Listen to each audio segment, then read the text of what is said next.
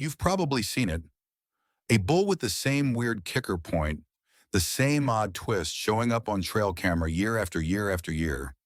Hunters call it antler memory, like the antler remembers what it looked like last time and just does it again. Here's the thing, that part's actually true, but it's not memory. And there isn't just one cause behind it. There are three, and they behave completely differently. One fades away on its own, and one never does. Every year, a bull drops his antlers and grows a brand new set from nothing, but he's not growing them from nowhere. Every new antler grows out of the exact same spot, a permanent bony stub on the skull called the pedicle. The antler itself is brand new every single year. The pedicle underneath it isn't. It's the one piece of this whole system that never gets replaced, and that's exactly where this story starts. The first cause has nothing to do with injury at all. There's no separate gene for the left antler and the right antler. Genetically, a bull's rack is supposed to come in symmetrical, but a meaningful share of wild cervids still carry genes for extra points, kickers, or asymmetrical tine counts. The catch is those genes usually don't show up until a bull has some age on him.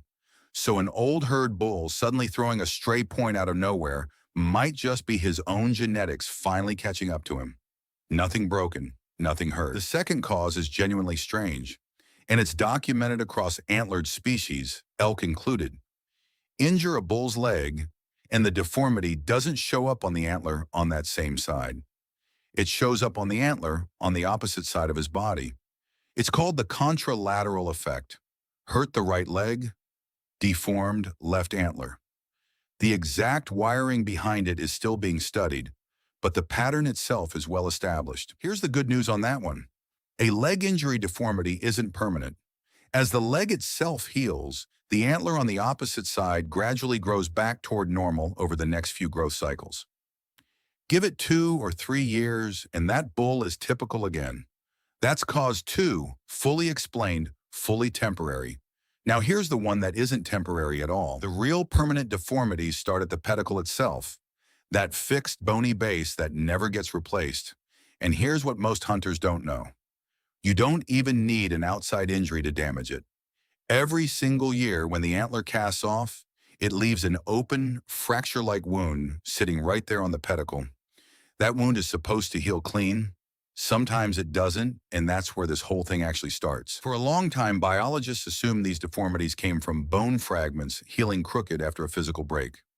New research points to something else entirely, a condition now named Pedunculitis Chronica Deformans. It's a chronic inflammation of the pedicle, closely resembling a bone infection, and it can start from that ordinary yearly casting wound. No outside blow to the head required. The inflammation leaves scar tissue behind, sitting exactly where clean new bone is supposed to regrow. Here's why it repeats identically, year after year. The pedicle is covered in specialized antler-growing stem cells, normally laid out in one clean, continuous layer that builds a uniform antler base. Scar tissue physically breaks that layer apart.